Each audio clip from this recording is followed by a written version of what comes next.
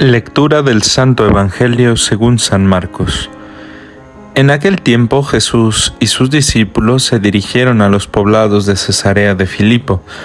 Por el camino les hizo esta pregunta: ¿Quién dice la gente que soy yo? Ellos le contestaron: algunos dicen que eres Juan el Bautista, otros que Elías y otros que alguno de los profetas.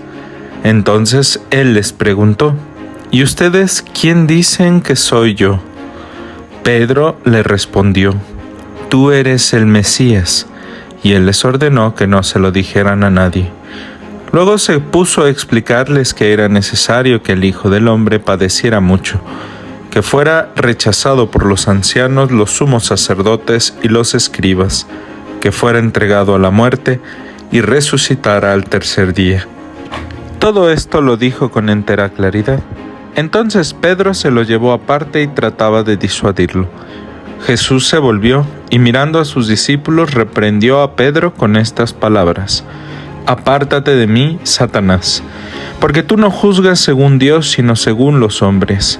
Después llamó a la multitud y a sus discípulos y les dijo: El que quiera venir conmigo, que renuncie a sí mismo, que cargue con su cruz y que me siga. Pues el que quiera salvar su vida la perderá, pero el que pierda su vida por mí y por el Evangelio la salvará. Palabra del Señor. Queridos hermanos, nos encontramos este domingo 24 del tiempo ordinario, una serie de lecturas que nos ayudan a seguir profundizando en nuestra vida de fe, de comunión, de vida de iglesia.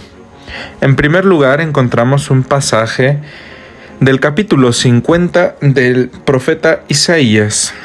De hecho, el cántico que escuchamos constituye parte del segundo Isaías. Sabemos que este libro profético fue escrito por 3 generaciones. Este segundo Isaías predica en la época del final del exilio de Babilonia, en los años 553-539 a.C. Son los años del ascenso del rey persa Ciro, y 2 anhelos laten en el corazón del pueblo de Israel. Por un lado, la libertad y, en consecuencia, el regreso a la tierra prometida a los padres, el regreso al hogar. Isaías interpreta la repatriación de Ciro como la acción de Dios en medio de la historia y del pueblo. Es Dios quien actúa a través de las circunstancias para satisfacer el anhelo, el doble anhelo de Israel: libertad y hogar. Así, para atajar la crisis de fe y suscitar esperanza, se reviste de la única arma que conoce, la palabra de Dios, de la que Él es testigo y por la que se mantiene justamente sostenido en la esperanza. El capítulo 50 nos presenta el tercer cántico del siervo sufriente que, dejándolo todo, ofrece su vida a los adversarios, que sin embargo no es abandonado por Dios.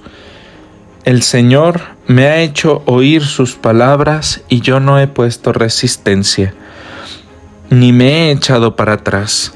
Es decir, es una palabra de aliento y de ánimo en medio de las dificultades. Ofrecí la espalda a los que me golpeaban, la mejilla a los que me tiraban de la barba. No aparté mi rostro de los insultos y salivazos. Es decir, hay una confianza profunda en el Señor, porque si Él está de nuestra parte, ¿quién se atreverá a condenarnos? ¿Quién luchará contra nosotros si el Dios de la justicia y de la vida está de nuestra parte, está de nuestra ayuda? Por eso, podemos estar seguros de que Dios sostiene nuestras vidas y que realmente nada hay más cierto, justo, bueno y verdadero que Él. Por eso Jesús viene a hacer realidad esa palabra, esa confianza en Dios. Se pone de manifiesto en la persona de Jesús de Nazaret, que entregando su vida para la salvación de todos, es capaz de vivificar la auténtica comunión y la vocación de todo ser humano a la reconciliación con Dios y a la familiaridad con los hermanos. Por eso, el que quiera seguir a Jesús debe renunciar a sí mismo, siempre que sí mismo sea un proyecto diferente al de Dios, siempre que mi propia persona me conduzca por otros itinerarios distintos de los que Dios me guía.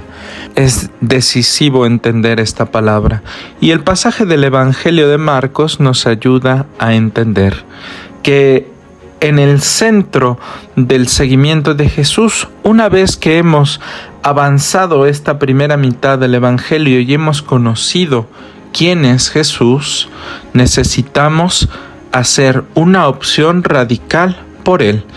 Necesitamos decidir si vamos a seguirlo o seguiremos otros proyectos, porque es incompatible el seguimiento de Jesús si seguimos juzgando con nuestros criterios. Por eso, al que eligió como piedra y fundamento de la iglesia, lo rechaza un segundo después, porque pareciera que no está listo para entender todavía el significado de la salvación auténtica. Y por eso la palabra apártate de mí, Satanás, porque tú no juzgas según Dios, sino según los hombres, significa que no podemos seguir a Jesús y seguir afanados a criterios distintos. No podemos amarlo y amar al mismo tiempo, o con más intensidad o con la misma, otras cosas. Nuestra opción por Jesús tiene que ser radical, y entonces estaremos en el camino de la salvación, en el camino del amor y en el camino de la iglesia. Porque incluso en medio de la dificultad, de los problemas, de las humillaciones o de los fracasos, si estamos en el camino de Dios, al final estaremos bien.